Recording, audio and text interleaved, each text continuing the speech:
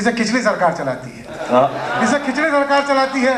वो बोला बेमतलब की बकवास मत झाड़िए, काम की बात पे आइए, कश्मीर समस्या पे कोई कविता सुनाइए। हमने कहा कश्मीर समस्या क्या, हम किसी समस्या पे कोई कविता नहीं सुनाएंगे, क्योंकि हम कविता सुनाएंगे आप तालियां बजाएंगे। असली समस्या यही है दोस्त कि आप सिर्फ तालियां बजाते हैं, कर कुछ भी नहीं पाते हैं। इसीलिए हम सौगंध खाते हैं कि अब कविता हम तभी सुनाएंगे जब ये ताली बजाने वाले हाथ गद्दारों के गिरेबानों तक पहुंच जाएंगे, गद्दारों के गिरेबानों तक।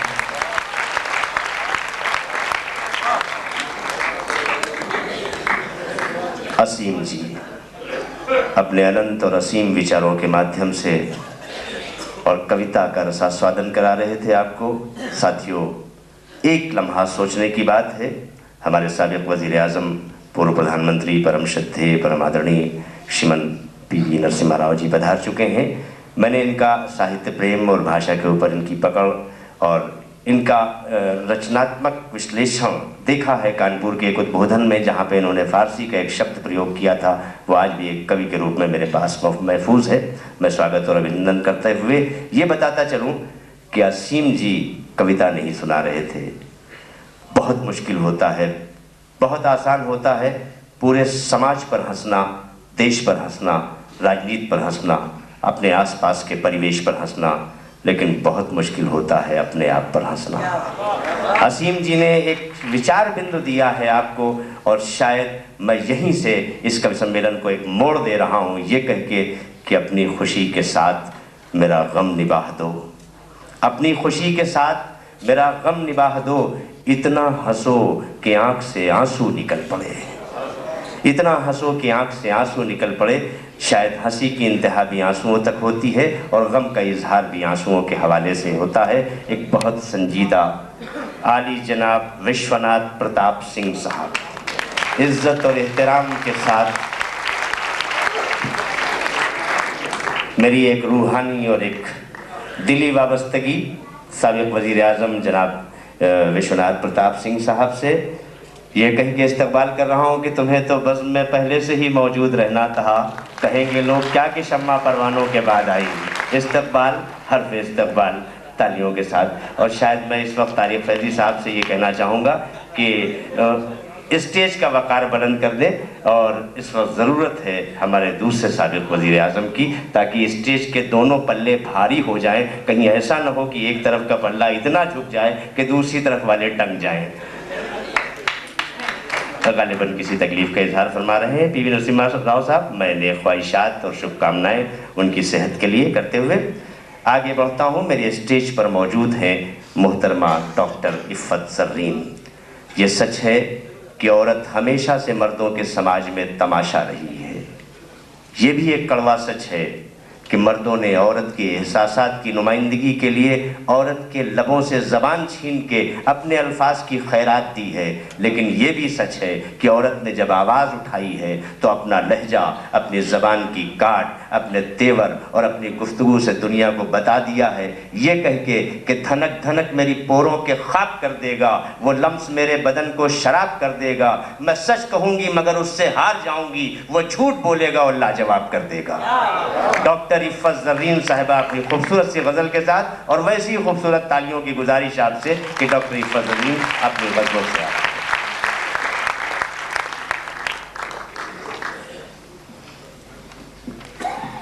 चंद शेर समाप्त फरमाएं। सहने हरम के सारे उजाले खरीद ले, सहने हरम के सारे उजाले खरीद ले, इंसान का बस चले तो शिवाले खरीद ले। क्या बात है। सहने हरम के सारे उजाले खरीद ले, इंसान का बस चले तो शिवाले खरीद ले। और शेर समाप्त फरमाएं। इरशाद। कहती है भूख मुझसे के मजबूर जिंदगी, कहती है भूख मुझसे के मजबूर जिंदगी, रोटी अगर नहीं तो निवाले खरीद। बहुत अच्छा है भाई, वाह वाह वाह। कहती है भूख मुझसे के मजबूर जिंदगी, कहती है भूख मुझसे के मजबूर जिंदगी, रोटी अगर नहीं तो निवाले खरीद ले। और ये शेर पेश करने की आप सबसे इरशाद अली। फिरका परस्तियों के मराकिज यही तो हैं, फिरका परस्तियों के मराकिज तो हैं, दैरो हरम के वास्ते ताले खरीद ले। बहुत अच्छा है भाई, वाह वाह वाह वाह वाह वाह, क्या कहने का। फिरका परस्तियों के मराकिज यही तो हैं, फिरका परस्तियों के मराकिज यही तो हैं, दैरो हरम के वास्ते ताले खरीद ले। और जर्री मिले ना जब तुझे उनवा कोई नया, जर्री मिले ना जब तुझे उनवा कोई नया, खुद अपनी जिंदगी के हवाले खरीद ले। बहुत अच्छे भाई। जर्री मिले ना जब तुझे उनवा कोई नया, क्या अच्छी गजल सुना रही है भाई डॉक्टर साहब, वाह वाह। जर्री मिले ना जब तुझे उनवा कोई नया, खुद अपनी जिंदगी के हवाले खरीद ले। और इंसान का बस चले तो शिवाले खरीद ले। एक गजल समाज फरमाए, तारिक साहब की फरमाइश है, इरशाद हो। मतलब पेश करना चाहती हूँ। अब ले सूख चुके फिर भी कसक बाकी है, अब ले सूख चुके फिर भी कसक बाकी है, दिल के हर जख्म में यादों की महक क्या कहने भाई, वाह वाह वाह वाह। अब ले सूख पूरी फनकारी चुके फिर भी कसक बाकी है। और शेर समाज फरमा ले, इरशाद। छोड़ दूं कैसे भला अपने बुजुर्गों का चलन, छोड़ दूं कैसे अपने बुजुर्गों का चलन, छोड़ दूं कैसे भला अपने बुजुर्गों का चलन, मेरी रग रग में, मेरी रग रग में अभी उनका नमक बाकी। क्या कहने भाई, डॉक्टर साहब ये शेर पे इनायत कीजिए, बहुत अच्छा। छोड़ दूं कैसे भला अपने बुजुर्गों का चलन, छोड़ दूं कैसे भला अपने बुजुर्गों का चलन, मेरी रग रग में अभी उनका नमक बाकी है, मेरी रग रग में अभी उनका नमक बाकी है। और ये शेर भी समाज फरमाए, इरशाद। तुमको आना है तो आ जाओ बसद शौक यहाँ, तुमको आना है तो आ जाओ बस, तुमको आना है तो आ जाओ बसद शौक यहाँ, अब भी हालात में, अब भी हालात में हल्की सी लचक। अरे भाई वाह वाह वाह, शेर निस्वानी कदरों का आमीन है डॉक्टर साहब, वाह वाह वाह। हल्की सी लचक बाकी है, बहुत अच्छी सी। तुमको आना है तो आ जाओ बसद शौक यहाँ, अब भी हालात में हल्की सी लचक बाकी है। और शेर समाज फरमाए, जी बताओ। बंद होते नहीं पलके मेरी सदियां गुजरी, बंद होती नहीं पलके मेरी, बंद होती नहीं पलके मेरी सदियां गुजरी, ख्वाब तो टूट चुके, सिर्फ चमक बाकी है। बहुत खूब भाई, वाह वाह वाह। ख्वाब तो टूट चुके, सिर्फ चमक बाकी है। और मक्ता समाज फरमा ले। दिल की धड़कन मेरी आवाज़े अना है ज़मीं। दिल की धड़कन मेरी आवाज़े अना है ज़मीं। दिल की धड़कन मेरी आवाज़े अना है ज़मीं। मेरे हर लफ्ज़ में लहजे की खनक बाकी है। क्या बात है, वाह वाह वाह। लफ्ज़ में लहजे की खनक बाकी है। भाई क्या अच्छे अच्छे शेर सुना है बाबू। सूख चुके पेड़, अब भी हालात में हल्की सी लचक बाकी। तुमको आना है तो आ जाओ, बसद शौक यहाँ। तुमको आना है तो आ जाओ, बसद शौक यहाँ। अब भी हालात में हल्की सी लचक बाकी है। ख्वाब तो टूट चुके, सिर्फ चमक बाकी है। बहुत बेहद मुबारकबाद डॉक्टर इफ़त ज़रीन को उनके खूबसूरत से कलाम से के लिए। यही बिना है कि औरत का हसास होना उसकी खूबसूरत शायरी की अलामत है। मोहतरमा इफ़त ज़रीन फरमा रही थी कि फ़िरक़ा परस्तियों के मराकिज़ यही तो हैं, दैरो हरम के वास्ते ताले ख़रीद ले। मुझे एक छोटा सा अफसाना याद आया कि एक फ़कीर घर से निकला, मंदिर के सामने खड़ा हो के भगवान के नाम पे मांगता रहा। शाम को कुछ सिक्के हाथ में आए, घर चला गया। दूसरे दिन मस्जिद के दरवाजे पे खड़ा हुआ, अल्लाह के नाम पे मांगता रहा। कुछ सिक्के मिले, घर चला गया।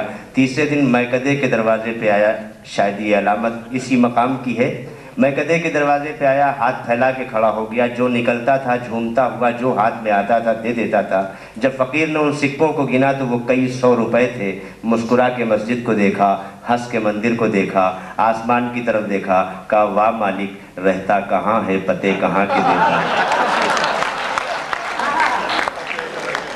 इफ़त ज़रीन की शायरी के बाद आइए हिंदी उर्दू का ये गंगा जमनी आयोजन अपनी उन ऊंचाइयों की ओर यात्रा कर रहा है जिसे हम उत्कर्ष कहते हैं, जिसे हम पराकाष्ठा कहते हैं। किसी चिंतक ने कहा था दो धर्मों के विषय में कि हमारे लिए भारत में ये दो धर्म भारत माता की दो आंखें हैं, लेकिन मैं एक अकिंचन विद्यार्थी होने के नाते ये कहता हूँ कि हिंदी और उर्दू भारत माँ की दो आंखें हैं। अगर एक आंख में तिनका पड़ेगा तो दूसरी आंख में खटक अवश्य होगी। आदर और सम्मान की सकल शब्दावली अर्पित करने जा रहा हूँ एक परम विद्वान, एक अच्छे चिंतक, एक अच्छे विचारक गंगा प्रसाद विमल जी से, कि वो गीत के माध्यम से, हिंदी कविता के माध्यम से और हिंदी रचनाओं के माध्यम से हमें साहित्य का वो दर्शन कराएं जो भक्तिकाल, रीतिकाल और आज के युग तक यात्रा करता हुआ आया। स्वागत करें तालियों से श्री गंगा प्रसाद जी।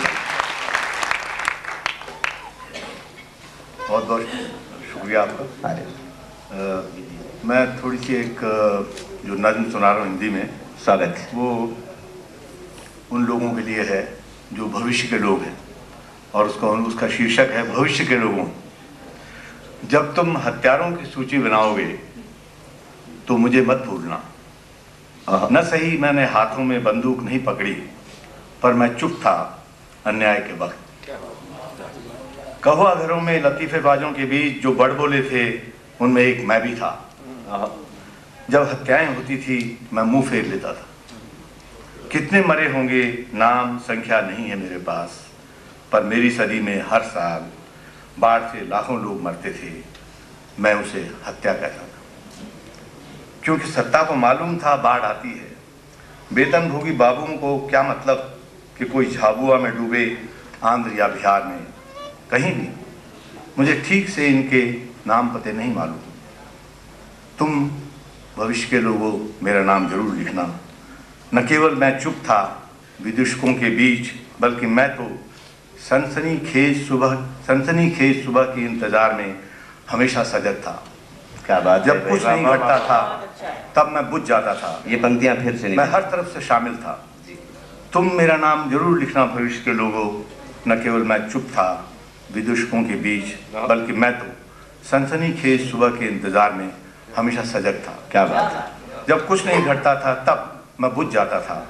मैं हर तरफ से शामिल था, इसलिए मुझे भी सूची में शामिल करना, मुझे भी देना दंड। उपेक्षा का नहीं, उससे मैं जी उठूंगा। किसी शोध में इतिहास को फिर से लिखना, फिर लिखना।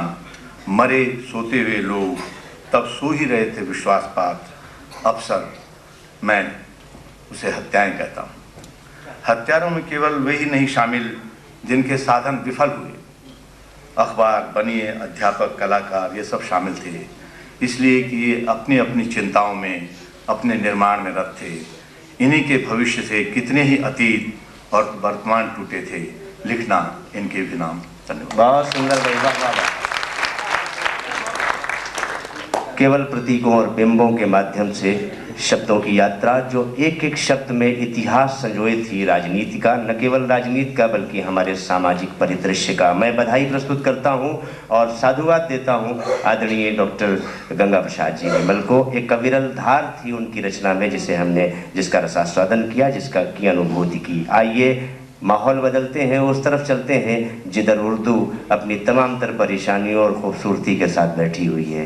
परेशानी इसलिए कि समाज ने उसको अपनी आंखों पर तासुब की ऐनक लगा के देखा है। खूबसूरती इसलिए कि उसके लहजे में बड़ी शाइस्तगी है, उसके लहजे में बड़ा दर्द है। एक शायर है जिसको जुल्फ़ व रुख़सार की बातें करनी चाहिए, जिसको माशूक़ के लबों की बातें करनी चाहिए। उसने सोचा नहीं उर्दू ज़बान एक हवाला और भी है। कुछ इस तरह बातें की कि अमीर शहर से तकरार करके देखते हैं, खराज देने से इनकार करके देखते हैं। ये रहनुमा तो जगाने से भी नहीं जागे, चलो अवाम को बेदार करके देखते हैं। जनाब मोइन शादाब साहब, आपकी दिल्ली, आपकी प्यारी दिल्ली का शायर जो पूरी दुनिया में अपनी शायरी की शिनाख्त रखता है, अपने लहजे की पहचान रखता है। तालियों से इस्तकबाल। दोस्तों, इन 4 पंक्तियों से अपनी बात का आगाज करता हूँ। अर्ज किया है कि मैं पागल का भेष बनाकर देख रहा था। मैं पागल का भेष बनाकर देख रहा था, बस फिर क्या हर हाथ में पत्थर देख रहा था। बहुत अच्छे, वाह। मैं पागल का भेष बनाकर देख रहा था, बस फिर क्या हर हाथ में पत्थर देख रहा था। और ये शेर बहुत खूबसूरत शेर के दिल से उतर जाऊंगा ये मालूम नहीं था। दिल से उतर जाऊंगा ये मालूम नहीं, दिल से उतर जाऊंगा ये मालूम नहीं था।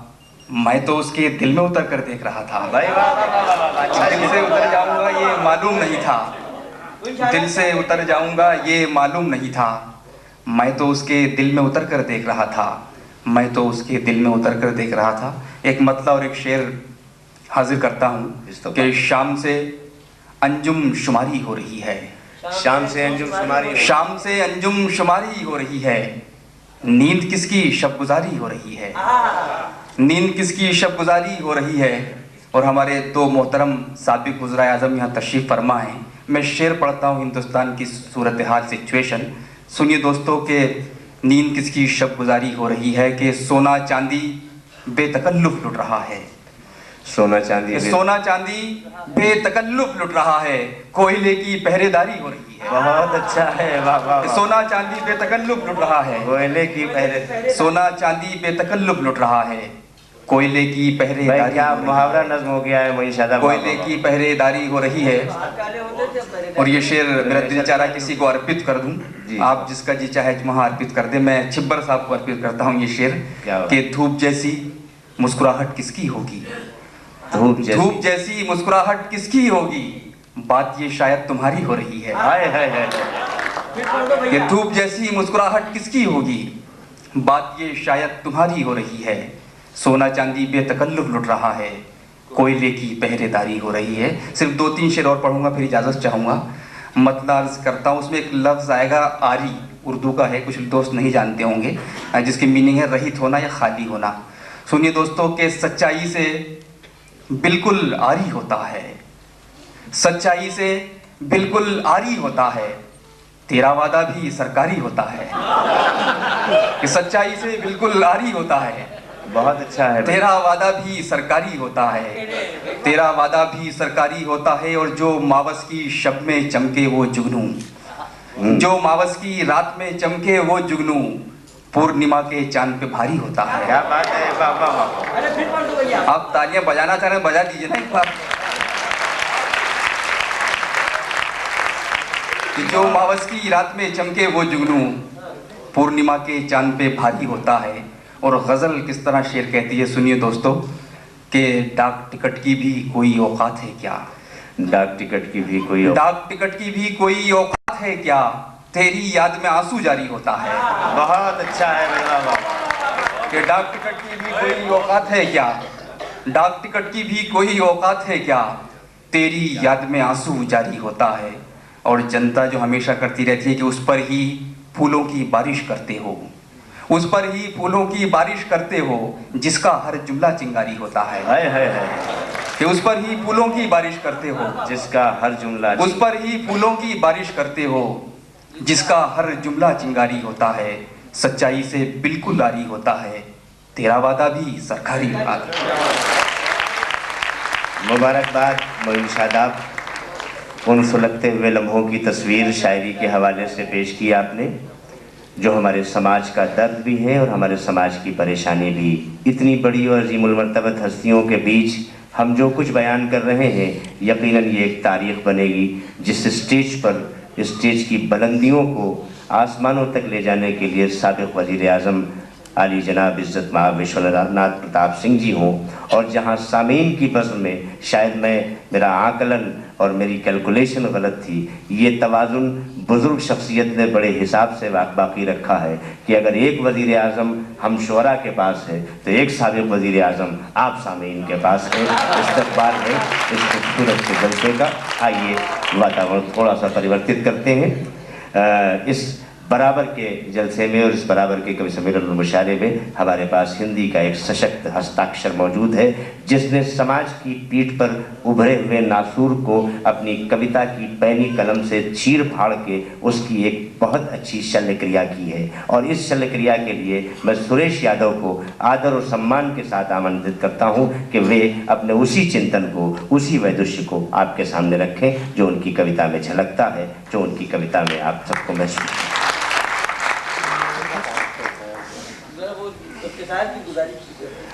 कविता को थोड़ा सा समय ध्यान रखते हुए, मैं जल्दी चाह रहा हूँ सुरेश भाई साहब, समय का ध्यान रखते हुए। श्रद्धेय विश्वनाथ प्रताप सिंह जी, नरसिम्हा राव जी और हमारे समस्त महान विद्वान और संवेदनशील कवि और लेखकगण, विशेष रूप से फैजी साहब को प्रणाम इसलिए करता हूँ कि एक मौका यहाँ मिला है। मैं बहुत छोटा कवि हूँ और बहुत छोटी छोटी ही कविताएं कहता हूँ, और छोटी छोटी कुछ कविताएं मैं आपके सामने प्रस्तुत करूँगा। घिरा रहा मैं शुभ चिंतकों से, बिछा रहा जब तक सड़क सा। घिरा रहा मैं शुभ चिंतकों से, बिछा रहा जब तक सड़क सा। खड़ा हुआ तनकर एक दिन दरख्त सा अकेला रह गया। खड़ा हुआ तनकर एक दिन दरख्त सा अकेला रह गया। एक और छोटी सी 2 ही पंक्तियों में कविता है कि इस बार कटे हाथों की नुमाइश थी, फिर भी उन्होंने ठाका लगाया। इस बार कटे हाथों की नुमाइश थी, फिर भी उन्होंने ठाका लगाया। हाथ उनके ही कंधों पर नहीं थे। बहुत अच्छे। हाथ उनके ही कंधों पर नहीं थे, वे लोग तालियां भी बजाते। और एक कविता शहर के माध्यम से मैं पूरे देश की बात करता हूँ। छोटी सी कविता है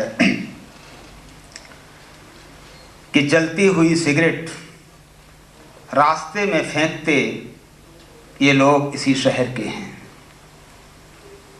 जलती हुई सिगरेट रास्ते पर फेंकते ये लोग इसी शहर के हैं, और नंगे पांव भटकने को मजबूर ये बच्चे भी इसी शहर के हैं।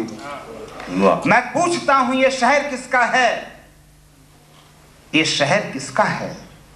जब जब मेरा मन पूछता है, एक जलती हुई सिगरेट पर पड़ता है नन्हा मासूम सा नंगा पांव, और जवाब में हर बार कोई बच्चा चीखता है, जवाब में हर बार।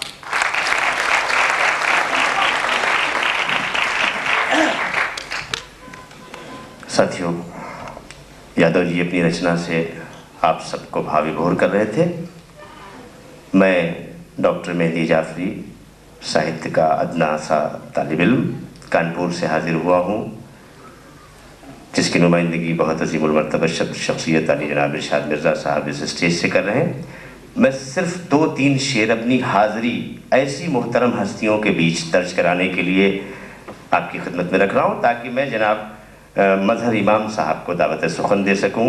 मजहर इमाम साहब के लिए माहौल बना दीजिए। मैंने शुरू में आपसे कहा था कि कवि बड़ा साबिर होता है, बड़ा ही संयमित होता है, वो आपकी तालियां बहुत देर में मांगता है। शायर बड़ा बेसब्रा होता है, उसे हर चीज़ नगद चाहिए होती है। इधर उसने शेर पढ़ा, उधर उसे दाद चाहिए, उसके यहाँ कोई उधार का लेन देन नहीं है। इसी माहौल से जुड़िए। अगर गज़ल का शेर अच्छा लगे, गज़ल नहीं, वो बाद में दाद बाद में दीजिएगा। मैं सिर्फ 3 या 4 शेर पढ़ूंगा। डॉक्टर मेहदी जाफरी कानपुर से हाजिर हुआ। जनाब सलीम शिराजी साहब मौजूद हैं, इनकी मौजूदगी में इजाज़त हाजिर करता हूँ कि ज़ुबान पे नाम जो आए ज़बान खुशबू दे। ज़ुबान पे नाम जो आए ज़ुबान खुशबू दे, और मैं उसको सोचूं तो सारा मकान खुशबू दे।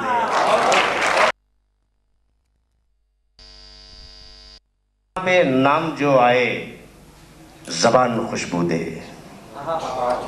ज़ुबान पे नाम जो आए ज़ुबान खुशबू दे, और मैं उसको सोचूं तो सारा मकान खुशबू दे। मैं उसको सोचूं तो सारा मकान खुशबू दे। ज़ुबान पे नाम जो आए ज़बान खुशबू दे, मैं उसको सोचूं तो सारा मकान खुशबू दे। और ये कौन गुजरा है रास्ते से फूल जैसा अभी। दोनों साबिक़ वज़राए आज़म के कदमों में रख रहा हूँ ये शेर कि ये कौन गुजरा है रास्ते से फूल जैसा अभी, अब कदम कदम पे कदम का निशान खुशबू दे। कदम कदम पे कदम का निशान खुशबू दे। और बस ये 2 शेर आज की जो आध्यात्मिक परिवेश है और जिसकी जो ज़रूरत है इस मुल्क की। मुलाज़ा फरमाएं कि खनकते हाथों से वो आरती उतारे जब, खनकते हाथों से वो आरती उतारे जब, महकते होठों से मुरली की तान खुशबू दे। महकते होठों से मुरली की तान खुशबू दे।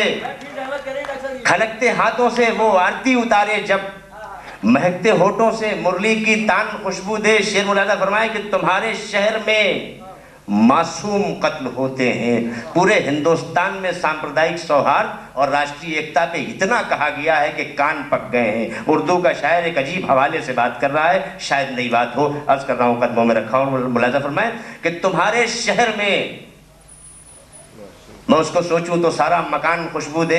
ज़बान पे नाम जो आए ज़बान खुशबू दे। तुम्हारे शहर में मासूम कत्ल होते हैं तो कैसे महके भजन क्या अज़ान खुशबू दे। तो कैसे महके भजन, तो कैसे महके भजन क्या अज़ान खुशबू दे। और अभी तो मुल्क में फ़िरका परस्त बाकी हैं। अभी तो मुल्क में डॉक्टरों को तजुर्बा करने का सिर्फ अधिकार नहीं है, शायर भी तजुर्बा करता है और कर सकता है। एनाटॉमी का एक प्रयोग देखें, लाशें बदबू देती हैं, लेकिन मैं शायरी के हवाले से क्या कह रहा हूँ। ज़ुबान पे नाम जो आए ज़बान खुशबू दे, मैं उसको सोचूं तो सारा मकान खुशबू दे। तुम्हारे शहर में मासूम कत्ल होते हैं तो कैसे महके भजन क्या अज़ान खुशबू दे। और अभी तो मुल्क में फ़िरका परस्त बाकी हैं। अभी तो मुल्क में फिरका परस्त बाकी हैं, मरे ये लोग तो हिंदुस्तान खुशबू दे।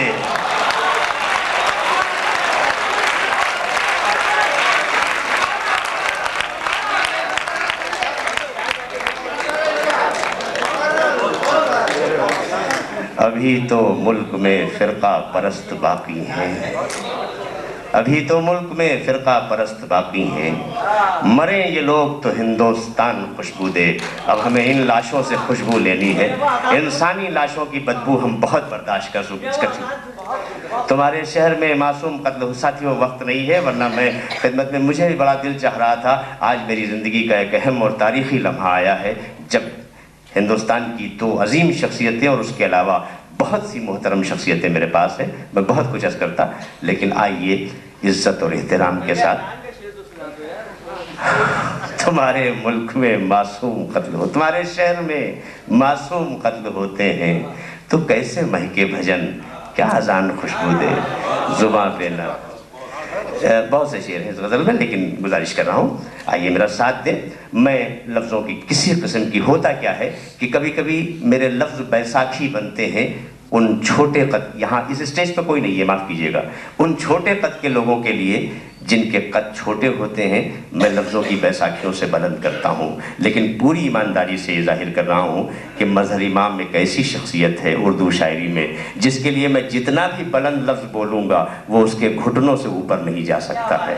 इज़्ज़त और एहतराम के साथ बुला रहा हूँ जनाब मज़हर इमाम साहब, मोहतरम काबिल एहतराम, उर्दू शायरी का एक अहद, उर्दू कविता का एक युग इस मंच पर आ रहा है और हमें अब इस युग का स्वागत करना है। नई कविता, जदीद लबो लहजे की शायरी, और शायरी न जदीद न कदीम मैं तो इख्तलाफ करता हूँ, खूबसूरत शायरी के अमीन आली जनाब मज़हर इमाम साहब, एक बार फिर तालियों से स्वागत करें।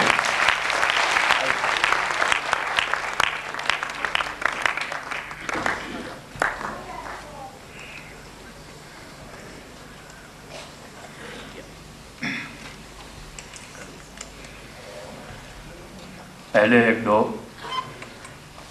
अशार। तुमने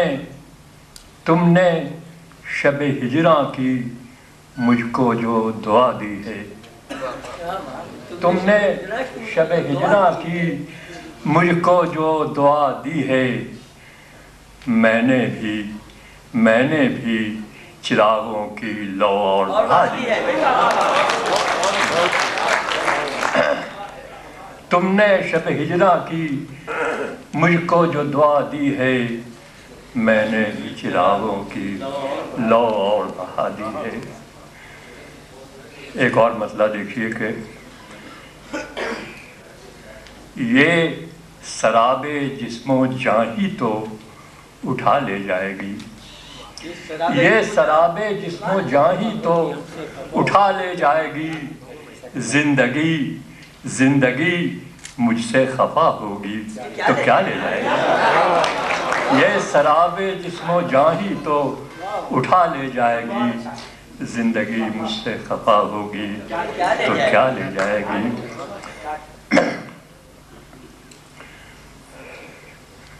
दो शेर और देखिए सादा से कि दिलों के रंग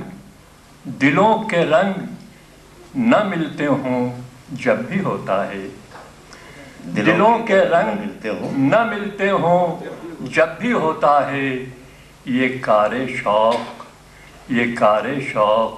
कभी बेसबब भी होता है। दिलों के रंग न मिलते हों जब भी होता है, ये कारे शौक कभी बेसबब भी होता है। और ये शेर देखिए कि बहुत से लोग हैं मिलते बिछड़ते रहते हैं, बहुत से लोग हैं मिलते बिछड़ते रहते हैं। ये काम पहले भी होता था, अब भी होता है। बहुत से लोग हैं मिलते बिछड़ते रहते हैं, ये काम पहले भी होता था, अब भी।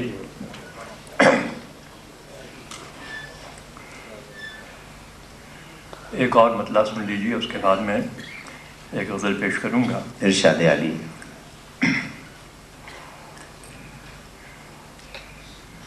हम ही साकी थे, हम ही नशा थे, सहबा हम थे। हम ही साकी थे, हम ही नशा थे, सहबा हम थे। ऐसी महफिल थी, ऐसी महफिल थी कि कोई न था, तन्हा हम थे। हम ही साकी थे, हम ही नशा थे, सहबा हम थे। ऐसी महफिल थी कि कोई न था, तन्हा हम थे। एक गजल के चंद शेर। तू है गर मुझसे खफा, तू है गर मुझसे खफा, खुद से खफा हूँ मैं भी। तू है गर मुझसे खफा, खुद से खफा हूँ मैं भी। मुझको पहचान, मुझको पहचान कि तेरी ही अदा हूँ मैं भी। मुझको पहचान कि तेरी ही अदा हूँ मैं भी।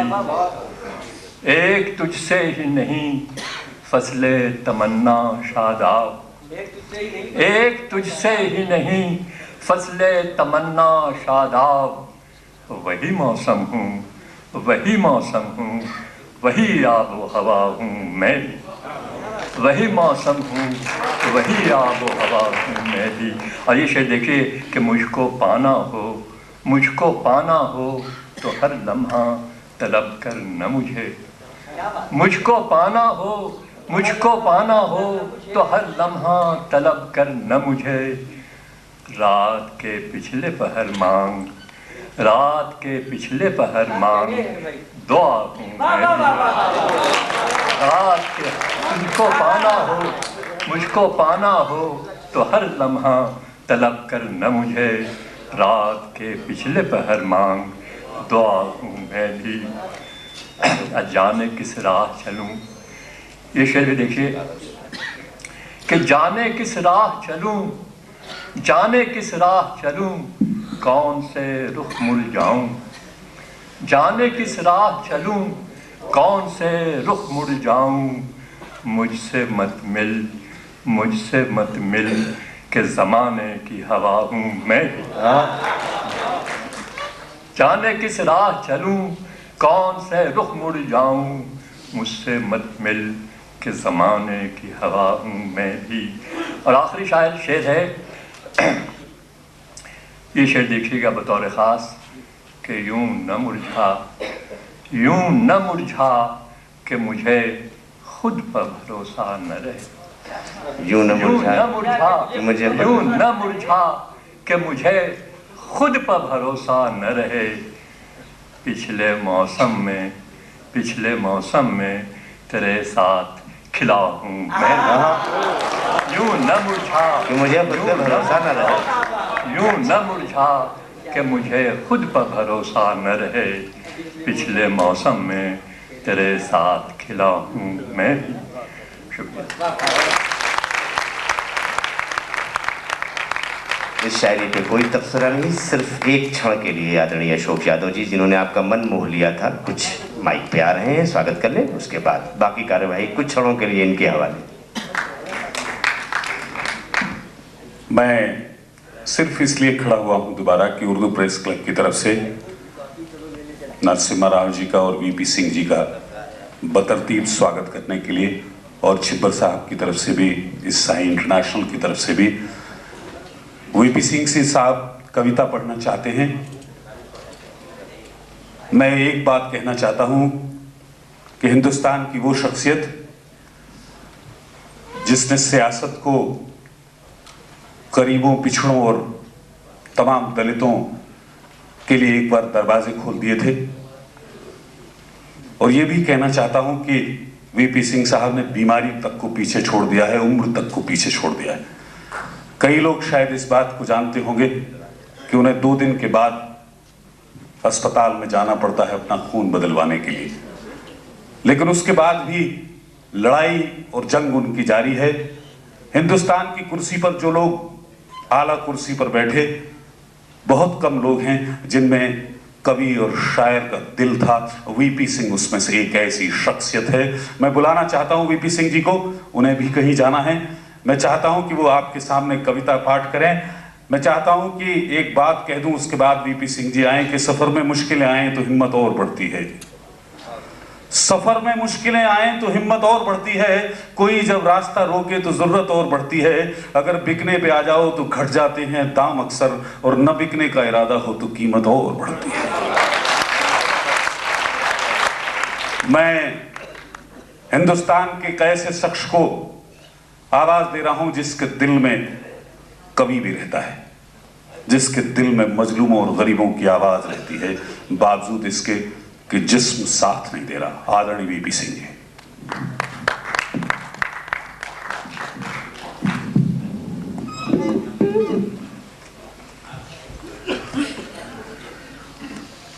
माफ कीजिए, कम सम्मेलन कम ही जाता हूँ, बुलाया ही कम जाता हूँ, इसलिए कागज पत्थर की जरूरत पड़ जाती है।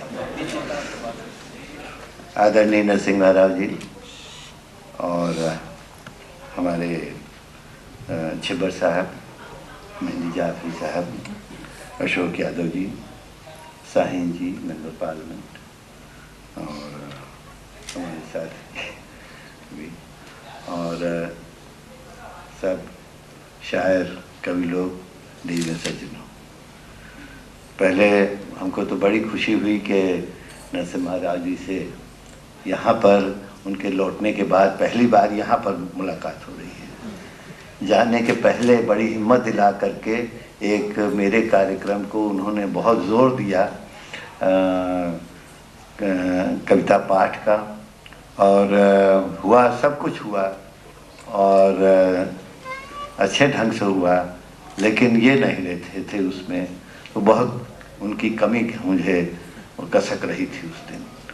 बहरहाल स्वस्थ हो गए थे, स्वास्थ्य के लिए स्वस्थ हो करके आए हैं, आज यहाँ पर हैं। हमारे लिए निजी खुशी की बड़ी भारी बात, बड़ी खुशी की बात यह है कि दिवाली के अवसर पर उर्दू और हिंदी दोनों के गंगा जमुनी ये कार्यक्रम किए। असल में ये ऐसे गंगा जमुना तो कुछ दूर चलते भी हैं अलग अलग।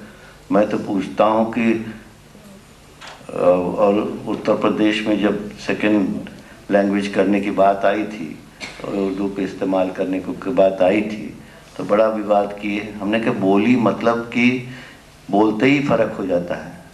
सुग्गा की बोली, कोयल की बोली, कौवा की बोली, वो बोलते ही बोली। अगर बोली अलग है तो बताइए, मैं खाता हूँ ये उर्दू है कि हिंदी बोला, क्या बता? अगर कोई ये बता दे कि मैं हिंदी बोला कि उर्दू बोला, तो मैं उर्दू का नाम फिर लेना बंद कर दूँ। बोली नहीं अलग है, हाँ लहजे अलग है, जो बात लहजे की बात है, कुछ अल्फाज अलग हो, लेकिन बोली नहीं। बस ज़्यादा अब हम लोग की आदत होती, माइक आ जाता है तो बहुत बोलने लगते हैं। आज बोलने का दिन नहीं है। दिवाली के उसमें आपने एक कार्यक्रम किया है, तो मैं शुरुआत एक कविता जो है दिए से करता हूँ, और मेरा भरोसा है कि यहाँ बहुत हैं जिनके दिल जो हैं दिए की तरह।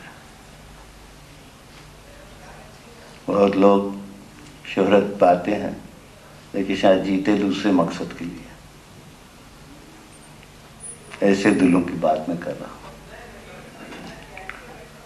4 लाइन की है, अभी यादव जी ने वो छोटी छोटी सुनाई, मेरी भी आदत है छोटी छोटी कविताओं का। जग ने मुझे जलाया,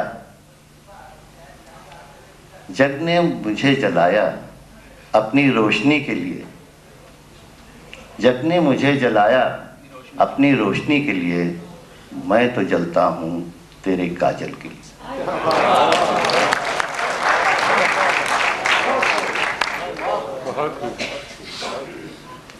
जग ने मुझे जलाया अपनी रोशनी के लिए, मैं तो जलता हूँ तेरे काजल के लिए। दूसरी छोटी कविता। अपने गम से कैसे बेवफा हूँ, अपने गम से कैसे बेवफा हूँ, आंसुओं का नमक खाया। अपने गम से कैसे बेवफा हूँ, आंसुओं का नमक खाया। और एक कविता जो है शायद कुछ आप लोग सुने भी हों, और लेकिन हम ये ख़ास तौर से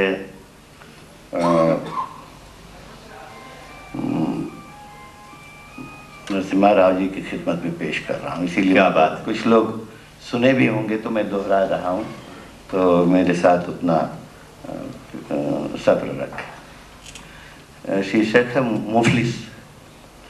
मुफलिस मुफलिस स्वागत। मुफलिस से चोर बन रहा हूँ, पर इस भरी बाजार में चुराऊं क्या। यहाँ वही चीजें सजी हैं जिन्हें लुटाकर मैं मुफलिस हो चुका। क्या बात है।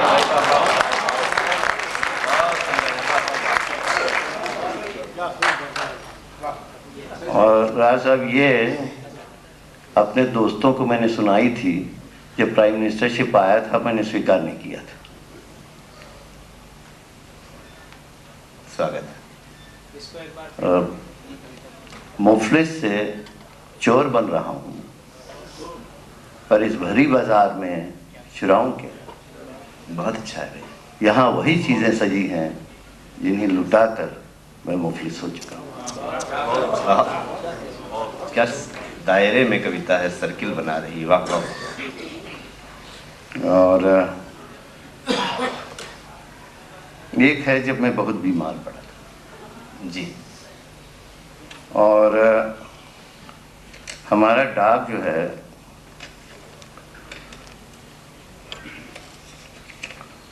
देखिए, कागज गुम हो जाए तो जैसे स्पीच तैयार हो गायब हो जाए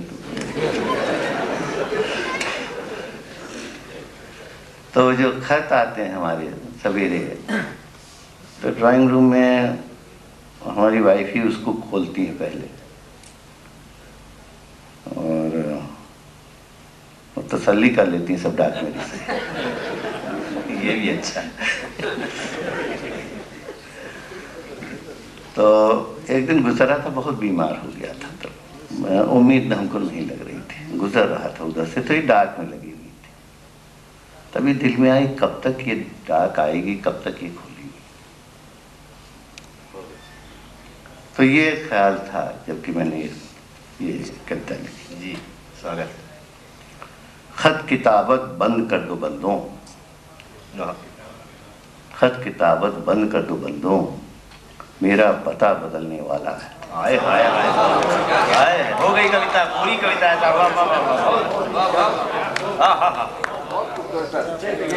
खत किताबत बंद कर दो बंदों, मेरा पता बदलने वाला है। क्या बात। बहुत हो चुकी मसलहतें तुम्हारी, अब अपनी मर्जी से जाना है। थक गए सब जश्न तुम्हारे,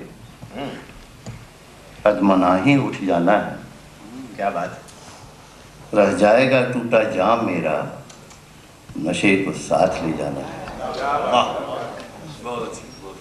छोड़ दूंगा मकान अपना, पर खाली हाथ नहीं जाऊंगा, तुम्हारे भी कुछ गम सीने में लिए जाऊंगा। क्या बात।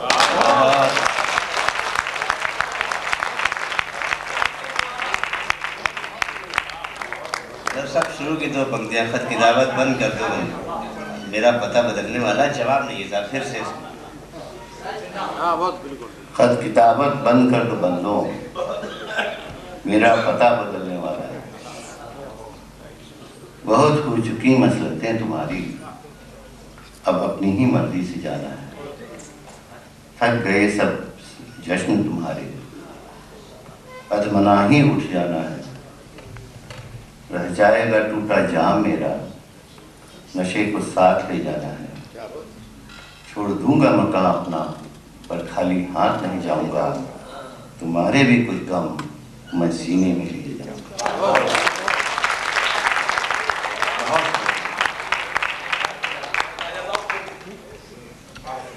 कुछ और अगर गमगीन ही माहौल में न छोड़ जाऊं, तो एक हल्की कविता के हिसाब से नहीं, थोड़ा दिल बहलाने के हिसाब से। जी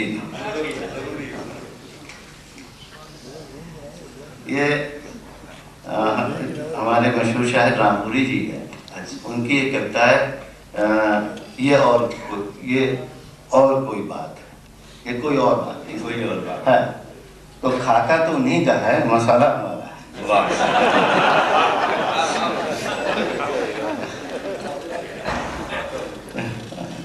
वे कटे कटे रहते हैं, वे कटे कटे रहते हैं, पर करीब से वे कटे कटे रहते हैं पर करीब से गुजर जाते हैं, यह उनकी बात।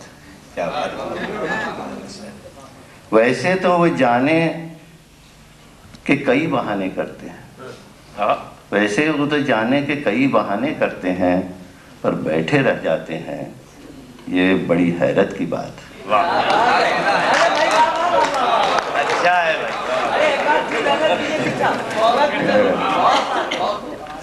मैं कोई लकीर का फकीर नहीं, मैं कोई लकीर का फकीर नहीं, उनकी हथेली देखा करता हूँ, यह अजीब बात।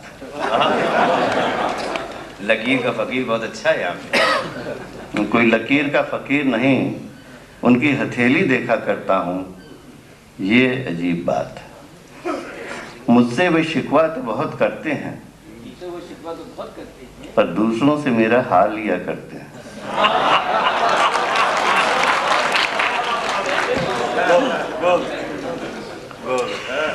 ये मजे की बात। शिकवा तो बहुत करते हैं।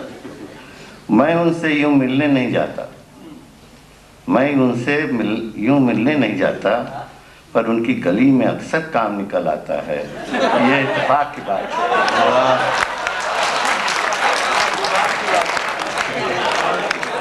क्या बात है। अच्छा है। जिक्र उनका मैं भी नहीं करता, पर दीवारों पर उनका नाम लिखा करता हूँ, ये मेरी बात।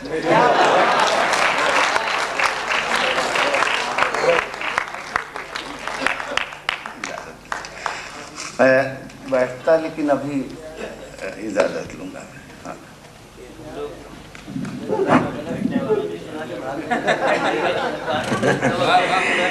सब शायरी के लिए बड़ा मसला ये है कि एक पेड़ के चारों तरफ दो लोग भाग रहे थे। जब बड़ी मुश्किल से भागने वाले को पकड़ा गया तो कहने साहब उसको जाने न दीजिएगा, उसने अपनी कविता सुना दी, हमारी नहीं सुन रहा है, हम दोनों ही शायर हैं। तो अब शायरों का मसला है और इस बस 2 लम्हे के लिए, इसे बस 2-3 कवि और कवित्री गण और हैं। बहुत बहुत धन्यवाद। और मैं इस धन्यवाद के लिए आप सबका अनुमोदन चाहता हूं तालियों से कि माननीय विश्वनाथ प्रताप सिंह जी और परम आदरणीय परम श्रद्धेय पीवी नरसिम्हा राय जी ने अपना समय कुछ थोड़ा सा बढ़ाया, और मैं ये समझ रहा हूँ कि उनकी ड्यूटी में लगे वो शूरवीर रण बाकुरे जवान भी प्रसन्न हो रहे होंगे कि थोड़ी देर कविता का आनंद और मिलेगा। मैं इसको आगे बिना किसी भूमिका के एक अच्छी सी कवित्री से आपको भेंट कराता हूँ, जिनकी रचनाएं, जिनका चिंतन और जिनकी कविता देश भर की पत्र पत्रिकाओं में छपती रहती हैं। अक्सर आपने दूरदर्शन या रेडियो से भी उनको सुना होगा। सविता सिंह जी हमारे मंच पर हैं। मैं अनुरोध करूँगा कि माननीय सविता सिंह जी आएँ और अपनी सुंदर सी रचनाओं से हमें हम जल्दी जल्दी कोशिश कर रहे हैं।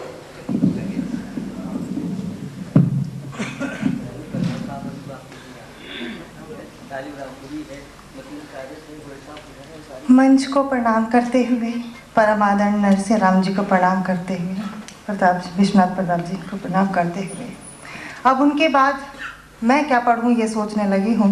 दूसरा दौर मान लीजिए कविता का। संचालक साहब को तो पहले बहुत बहुत बधाई, उनका संचालन ने मुझे बहुत प्रभावित किया। बहुत बहुत धन्यवाद। और इस कार्यक्रम के लिए मैं तारिक फैजी जी को मुबारकबाद देती हूँ। बहुत अच्छे से उनका ये कार्यक्रम चल रहा है। कुछ नहीं कहूँगी इस मंच के लिए, एक बात कहना चाहूँगी कि नफरतों की पंक्तियाँ मेरी नहीं हैं, लेकिन अच्छी है, मुझे इस समय याद है आ रही हैं कि नफरतों की आग में यूं बस्तियां रख दी गईं, घास पे जलती हुई यूं तीलियां रख दी गईं। बहुत अच्छा है भाई। नफरतों की आग में यूं बस्तियां रख दी गईं, घास पे जलती हुई यूं तीलियां रख दी गईं। और मंदिरों से मस्जिदों तक का सफर कुछ भी न था, मंदिरों से मस्जिदों तक का सफर कुछ भी न था। बस हमारे ही दिलों में दूरियां रख दी गई, बस हमारे ही दिलों में दूरियां रख दी गई। और कुछ ऐसा हो जाए लब पे आए जिक्रे काबा, जिक्रे काशी साथ साथ। लब पे आए जिक्रे काबा, जिक्रे काशी साथ साथ। बात जब हो नमाज और आरती भी साथ साथ। बात जब हो नमाज और आरती भी साथ साथ। वातावरण को बदलते हुए, माहौल को बदलते हुए मैं आज तो महान हस्तियों के सामने एक रचना, एक दुर्घटना रखने जा रही हूँ। ये एक सच्ची घटना है। इसका शीर्षक दिया है मैंने जिंदगी और डबल रोटी। मैं जब भी देखती हूँ, मैं आप सभी की चेतना को आमंत्रित करते हुए चाहती हूँ कि आप कविता से जुड़े। मैं जब भी देखती हूँ सड़क का ये कोना, मुझे आ जाता है रोना। मैं जब भी देखती हूँ सड़क का ये कोना, मुझे आ जाता है रोना। हाँ, मुलायम शहतूत सा कच्चा वो मासूम बच्चा। हाँ, मुलायम शहतूत सा कच्चा वो मासूम बच्चा। अभावों से ग्रस्त, परिस्थितियों से त्रस्त। अभावों से ग्रस्त, परिस्थितियों से त्रस्त। जब भूख उसकी रूह में उतर आई थी, तब उस बेचारे ने एक डबल रोटी चुराई थी। जब भूख उसके रूह में उतर आई थी, तब उस बेचारे ने एक डबल रोटी चुराई थी। मजबूरी में किया अपराध, भय से कांपते हाथ। क्या बात।